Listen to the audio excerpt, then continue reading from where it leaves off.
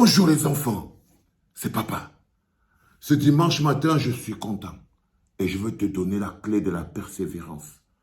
Ce dimanche matin, je suis dans ton lit, d'à côté de toi, dans ton bureau, dans ton café, pour te donner la clé de la persévérance. Comment faire pour ne jamais abandonner?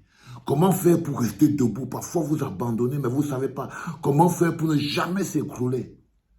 À chaque fois que vous êtes dans des difficultés, à chaque fois que ça commence à être dur, à chaque fois que le business ne fonctionne plus, à chaque fois que vous avez l'impression que le sac est devenant déjà très lourd à porter, vous voulez déjà abandonner. Pensez à vos détracteurs. Pensez à vos détracteurs. À chaque fois que tu vois que tu veux déjà tomber, tu veux déjà abandonner, tu veux déjà laisser, pense à tes détracteurs. Pense à ces gens qui veulent te voir tomber. Ces gens qui ne rêvent que de ta chute. Pense fortement à eux. Mets-toi comme ça et pense à eux. Chaque fois que tu veux abandonner, tu n'en peux plus. Tu n'en peux plus. Tu as tout essayé. C'est monté, c'est descendu. Tu crois même dire que c'est le femme là, ça vient du village et tout. À chaque fois, tu essayes, c'est roum.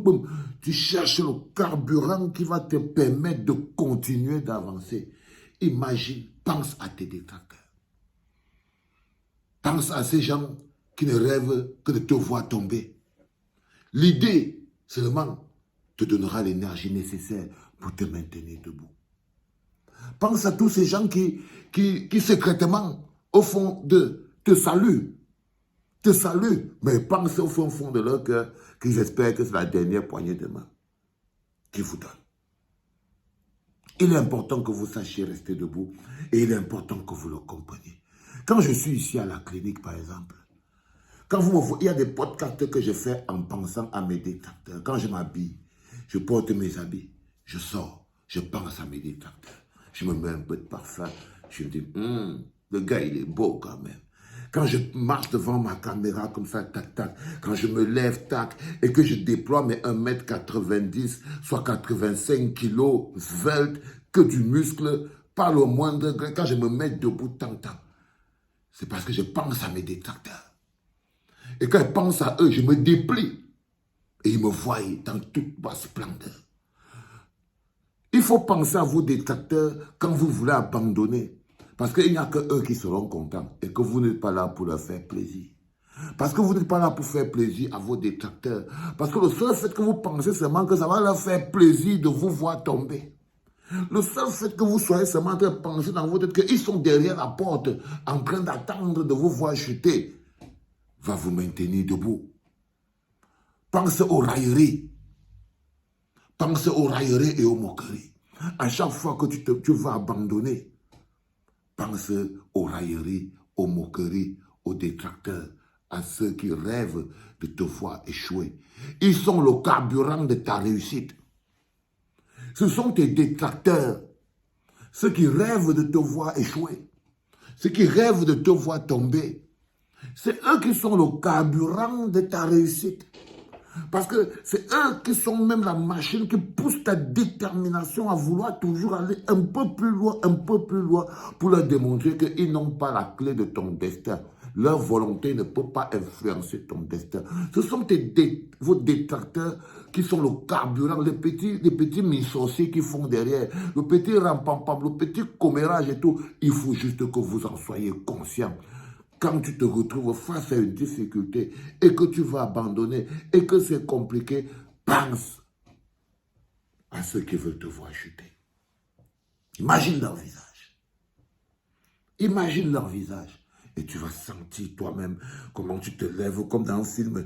Dan, dan, dan. C'est pas comme on dit souvent que si jamais tu croises, si tu vois ton ami en train de causer avec ton ennemi, dis-toi que tu n'as pas un ennemi, mais tu as deux. Un qui est public et un qui est privé.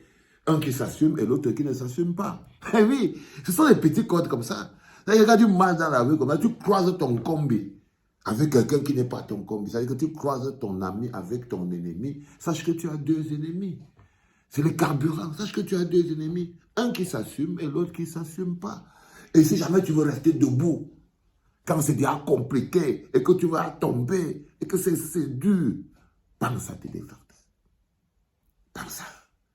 C'est la pensée de eux qui va te donner l'énergie nécessaire dont tu as besoin pour pouvoir te déployer, pour pouvoir te maintenir debout, pour ne pas rester. Tu ne vas pas te donner, tu ne vas pas te permettre la faute. Ça va pas toucher une petite partie à l'intérieur de toi qui est ton égocentrisme, que ça te redresse. N'ayez pas peur d'aller puiser à cette source quand vous avez l'impression d'abandonner. Ça, c'était le Joe Podcast 1 du dimanche matin.